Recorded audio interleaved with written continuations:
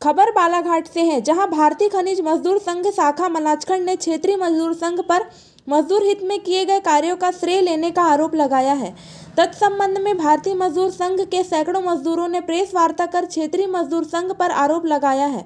इस दौरान Malajkhand copper project के मानव संसाधन विभाग में कार्यरत देवेंद्र कुमार कुर्वे ने बताया कि क्षेत्रीय मजदूर संघ ने हिंदुस्तान कॉपर लिमिटेड मलाजखंड ताम्र परियोजना में कार्यरत मजदूरों को गुमराह कर विगत 23 नवंबर को जबरदस्ती हड़ताल कराया था। उनके द्वारा जो मांगे रखी गई थी वे मांगे पूर्व में ही पूरी हो चुकी थी और उसके द्वारा किए गए कुछ मांगे मजदूर हित में नहीं है। उनके द्वारा अपने स्वार्थ के लिए मजदूरों को गुमराह किया जा रहा है। आइए सुनते हैं उन्होंने आगे और क्या कहा। देवेंद्र कुमार कुर्वे हूँ, मैं मजदूर हूँ। यहाँ पर 2012 से काम कर रहा हूँ। जैसे क्षेत्रीय खनिज मजदूर संघ के द्वारा मांग की गई थी कि बोनस दिया जाए साल में एक बार दीपावली के लिए, तो बोनस को मैं बता दूं कि बोनस भुगतान अधिनियम 1965 के नियमानुसार अगर वो देखेंगे कि 20,000 से अधिक अगर कोई वेतन प्राप्त करता है मजदूर, उसे बोनस देना कंपनी बाध्य नहीं होती। 20,000 से कम जो अगर वेतन प्राप्त करता है उसको ही केवल 8.33% के हिसाब से बोनस दिया जाता है, उसके लिए बाध्य है कंपनी। किंतु हमारे भारतीय खनिज मजदूर संघ के प्रयासों से हमें जो 20,000 से कम वेतन ले रहा है और जो 20,000 से अधिक वेतन ले रहा है, सभी को 8.33% के दर से प्रतिदिन उसके वेतन में जोड़ करके प्रति माह भुगतान किया जाता है, जो हमें स्वीकार है और हमारे लिए बहुत अच्छा है। अगर इनकी मांग जैसे है साल में एक बार बोनस दिया जाए, उससे क्या होगा कि जिस मजदूर का 20,000 से अधिक वेतन है वो इससे वंचित रहेगा, जिससे हमारा ही नुकसान है, केवल उनका नुकसान नहीं है जो मांग कर रहा है, केवल मजदूर साथी का नुकसान है जो हम नहीं सहेंगे। इसका विरोध चाहते हैं।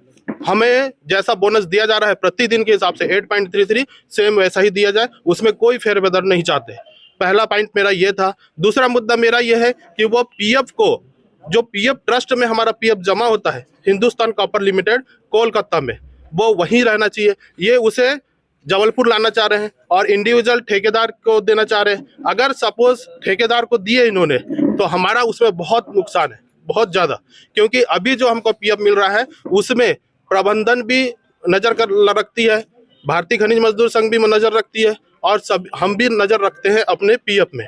ठीक है, उसके बाद संगठन ने जो बंद कराया उस पर क्या असर हुआ? बोनस पीएफ का मैं पूरा बता दूं। पीएफ का क्या है?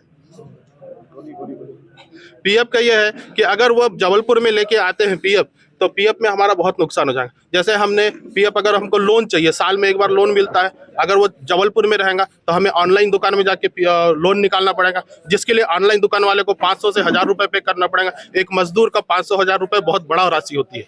उसके बाद अगर फाइनल सेटलमेंट करना है तो वो ऑनलाइन दुकान वाला उसमें परसेंट के हिसाब से पैसा मांगता है। अगर हमको 1 लाख रुपए मिलना है फाइनल सेटलमेंट में, वो 10% के हिसाब से मांग लिया, 10,000 हमारे चले गए, हम तो उससे वंचित हो गए। अगर हमको नाम सुधार करना है तो ऑनलाइन वाले को पैसा देना पड़ेगा।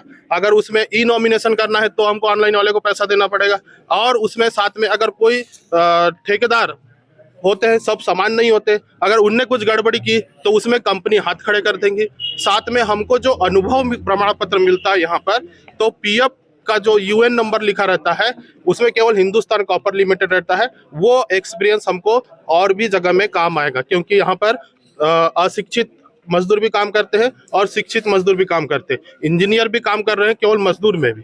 तो उनको अन्य कंपनियों में अप्लाई करने के लिए हिंदुस्तान कॉपर लिमिटेड का ही पीएफ ट्रस्ट काम आएगा और वो मान्य होगा। इसलिए उसे भी हम हिंदुस्तान कॉपर लिमिटेड के ट्रस्ट में ही रखना चाहेंगे।